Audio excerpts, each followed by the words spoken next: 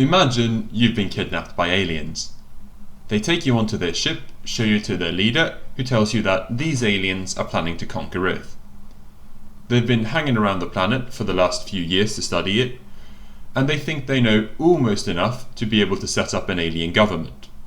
There are just a few more mysteries that they would like answers to, and they think you can help them to find an answer to one of them. For humans, reproduction seems to produce a large amount of pleasure for both parties. It is, however, frowned upon, in most cultures even illegal, to engage in such activities without asking for permission. Why? Why is it okay to do any number of pleasurable activities for someone without asking them, but it's not okay to reproduce without asking them? The leader tells you that the aliens find these laws ridiculous and are planning to remove them. Do you have an answer to this? Why is SA bad? Out of story, out of character, can you answer it? Is it a good answer? Do you think you could explain to someone who has no conception of sexual boundaries why it's bad to break those boundaries?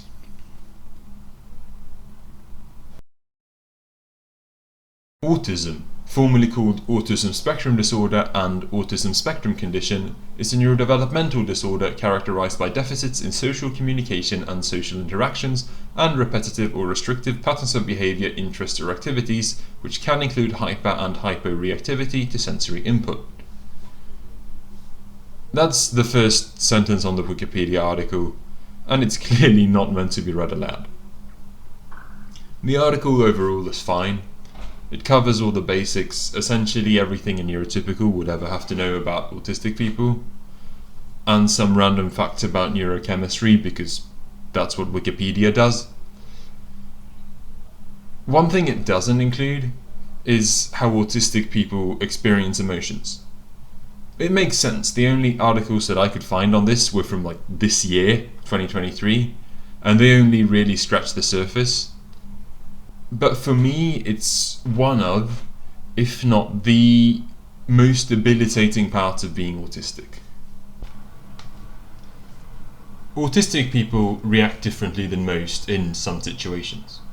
A typical example of this would be outbursts of anger in situations where most people wouldn't be that bothered. Another example could be autistic people not even noticing things that most would consider to be insults. In case you haven't picked up on it, I have autism. Type 1 to be precise, also known as Asperger's. When I was 14, I did what was essentially an apprenticeship at a daycare, and some of the kids there were a bit, let's say touchy. I'll give you an example. So, at one point we were playing tag. One of the girls was the one chasing, I was the one being chased. Somehow, when she tagged me, she ended up putting her hand on my crotch. So, this 5-year-old put her hand on my crotch in a game of tag. Now, I didn't notice. The aim of the game is to touch other people. It wasn't like she was specifically aiming for the it just sort of happened. But one of the adults at the daycare saw this, and to her it looked like sexual harassment. So I had this 50-something-year-old chick telling me that I had been humiliated by something that I didn't even notice. For a really long time, I was confused by this. How could you be sexually harassed by someone who doesn't know what sex is? Why did she think I cared? To me, there isn't anything inherently wrong with being touchy. You can grab my all you want, I probably won't care. The reason harassment bothers me is that someone has so little respect for me that they have no problem treating me in a way that they find degrading. I don't care about the act itself, I only care about intention. And I always assumed that's how everyone else felt. But a month ago, as of writing the script, I had something of a revelation. To most people, there is something inherently degrading and humiliating about being touched in sexual ways by strangers or by people who aren't your partner. Whether or not the person intends to hurt you, it still feels bad. I could be completely wrong. I'm still wrapping my head around how fucking weird you guys are. So if you're a neurotypical, you can go to the comments and tell me why sexual harassment is bad, I guess. So what I think happened is that she saw me being treated in a way that would have bothered her. So she assumed that I was bothered, but that I was too scared to say that I was bothered. And that's why she thought I cared.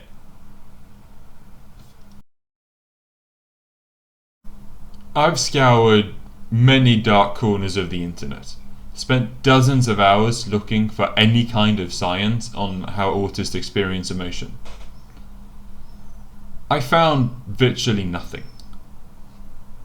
There doesn't seem to exist a single study with the primary goal of understanding what causes emotional reactions in autistic people. What I did find were a few offhand remarks, mostly in scientific journals, basically saying that autists have a tendency to overreact. The solution to these overreactions, according to almost everything I found, is to fix us, to make us more normal. Teach us not to show sadness unless it's normal to be sad. No one ever wrote that our emotions are valid, that they're real, that they should be taken seriously, even if they might not make sense to you.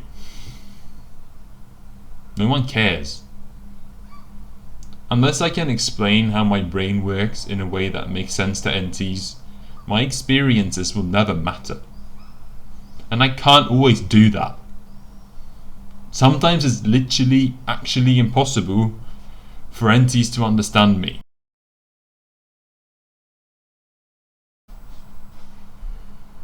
About a year ago, there was a chick at my uni who I'd spoken to maybe 5 times. We were chatting after a party, and among other things, she asked me where I lived. I told her, obviously. A few days later, I got a message from her in Discord. It was a picture of where I lived.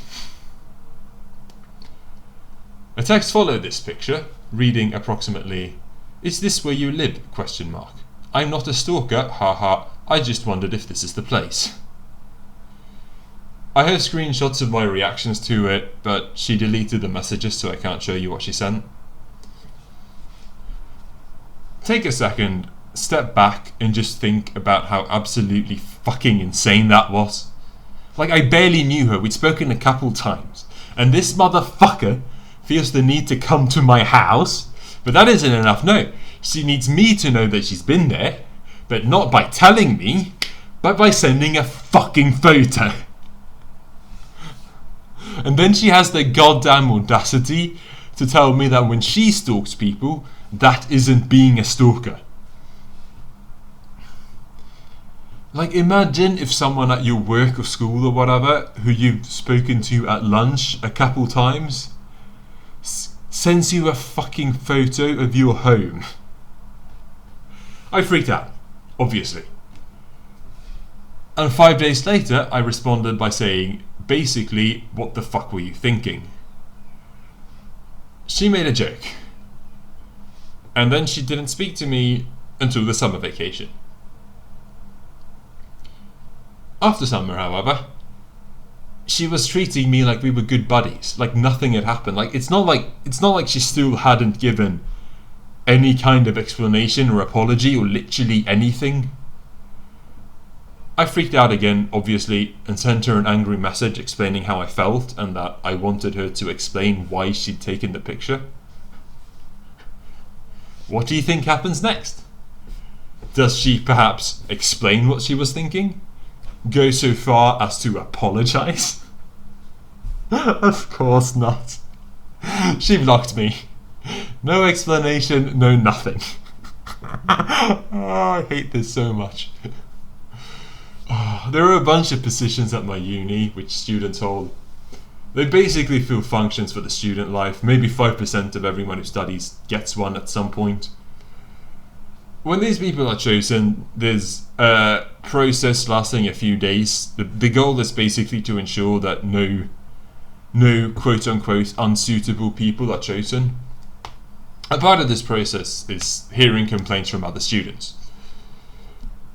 This chick applied for one such role along with... Well, there were 7 roles and there were 20 people who applied. Ish.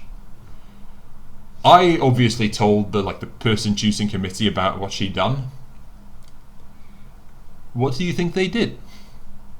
Perhaps decide that you can't block someone because they're mad at being stalked and then afterwards get special privileges? Of course not. She got fucking promoted. These motherfuckers somehow came to the conclusion that they should give this chick a motherfucking promotion. There were 10 other people to choose from, by the way. Mind you, at the point of at this I was still blocked when this happened. She hadn't unblocked me. She blocked me for being mad over her sending a picture of my house, and after doing that she was fucking promoted. This ruined me, obviously. It would have ruined almost anyone. I told the guy who was responsible for a safe student environment at the time, and his response was basically that actually she hadn't done anything wrong, or that she hadn't knowingly done anything wrong, because apparently this wasn't, not sending photos of people's houses isn't something you're expected to know. And because she hadn't done anything wrong, he couldn't reasonably punish it. Now mind you, the thing the not wrong she had done was go to a near stranger's house, take a picture of it, send it to him, and then say that she isn't being a stalker. The punishment she couldn't reasonably get for this was having certain special privileges revoked. Oh. Now this obviously would have been a terrible experience for everyone, autistic or not. But for me, the worst part wasn't the stalking. It was not knowing what she wanted. This chick clearly wanted something with me, and she was clearly adamant about not telling me. And knowing that people want something with me without being able to find out what that is, to me it's one of the worst things I can experience. I can't explain why. I can't explain why it hurts so much, and I couldn't explain to the people at school why. It just is. A few more things has happened since then, but a few weeks ago, I ended up at the emergency psychiatry. I was so ruined by this that a friend who came to my house was genuinely unsure about whether I'd be able to survive that night if I was left alone. A few people found out. I told a few people, and then rumor spread. Now I want you to guess how people reacted when they heard about me almost ending it. Do you think they perhaps had compassion and tried to change something that had fucked me up so badly? What, are you kidding? Of course not. They accused me of fucking harassment. Because apparently doing the thing I can't say on YouTube is harassment if they don't understand why I did it. Oh my god. I hate this so much. Oh.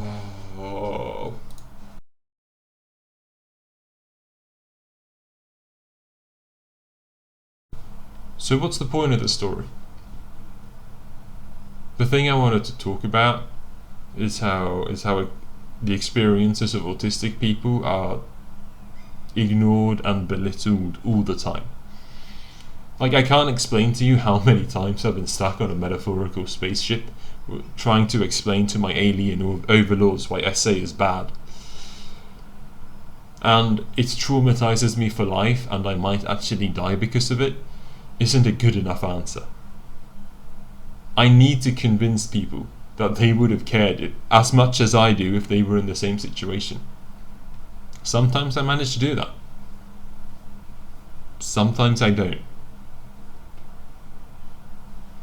I chose this particular case because I always thought that when people dismissed my pain, it was because they didn't understand something about it, like how important it was, or they just couldn't wrap their head around it. But no one is doubting whether I want to live.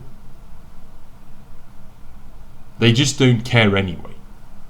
Like, they're knowingly and willingly ruining my life and actually risking that it could end in order to protect the status quo.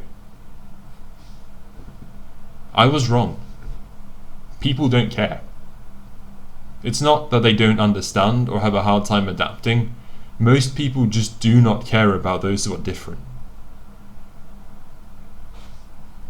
Autists have a much higher rate than NTs. About 3 times higher, to be precise. This is fucking why, or at least a big part of it. No one takes our pain seriously. Like, what are you supposed to do when your mind gets destroyed and everyone tells you to stop whining? The situation isn't so bad. Why do you still care? There's nothing wrong with how you're treated. You are the problem. And there's only one way to solve you.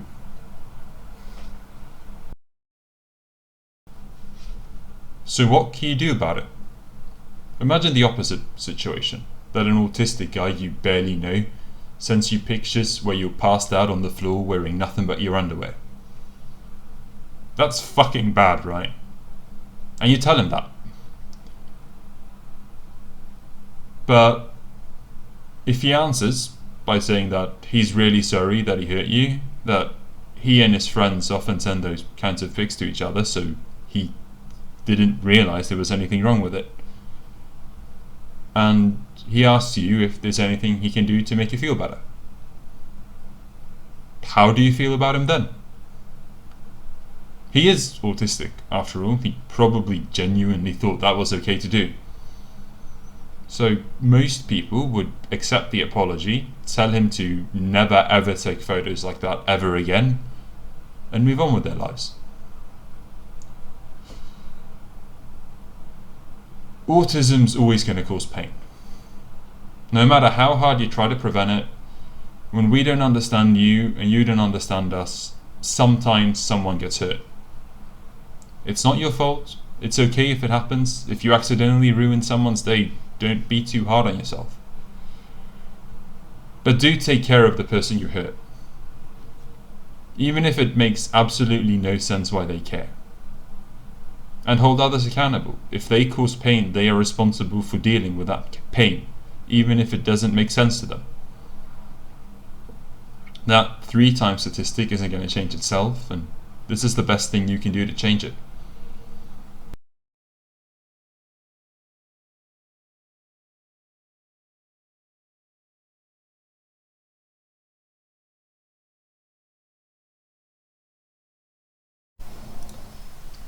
Well, it's end card time. The first thing I want to say here is please spread this video. Like, I desperately need these ideas, like the concept of caring about people who aren't like you, to become like a thing people understand. And so do, I mean, I assume so do millions of other people with autism. like every person you spread this video to is potentially a life saved, right? So like just like, I don't know, post it in random Discord servers, or like I don't know, show it to friends. It's just, please help me get these ideas out into the world.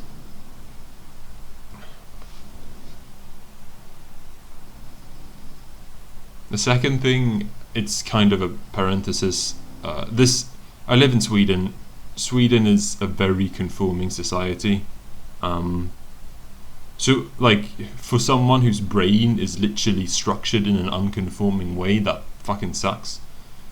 And like, it's probably basically being autistic in Sweden, at least in the ways I described, is probably worse than being autistic in most other places. Yeah, just wanted to mention that. It doesn't super matter for the point of the video, but yeah, that's it. Thanks for watching. I hope I taught you something that is gonna help you understand the world better and be nicer to people, I guess. Bye.